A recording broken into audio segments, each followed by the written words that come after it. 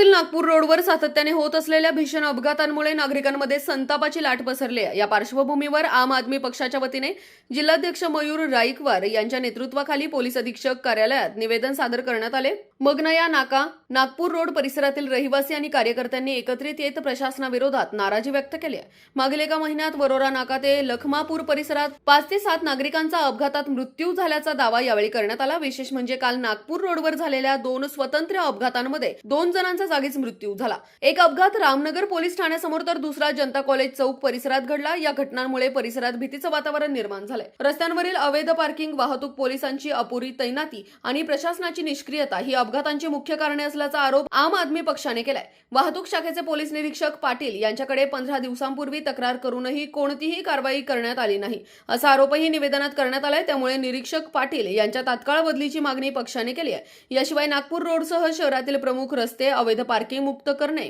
संध्याकाळच्या वेळी विशेष वाहतूक पथक तैनात करणे, प्रमुख चौकांमध्ये दोन्ही बाजूंनी ट्रॅफिक पोलीस उभे करणे, अवैध पार्किंग करणाऱ्यांवर कारवाई करणे तसेच मुख्य रस्त्यांवर सीसीटीव्ही आणि स्पीड सेन्सर बसवण्याच्या मागण्या करण्यात आल्या। पोलीस अधीक्षकांनी निवेदन स्वीकारले असून लवकर कारवाई न झाल्यास आंदोलन तीव्र करण्याचा इशारा आम आदमी पक्षाने दिलाय।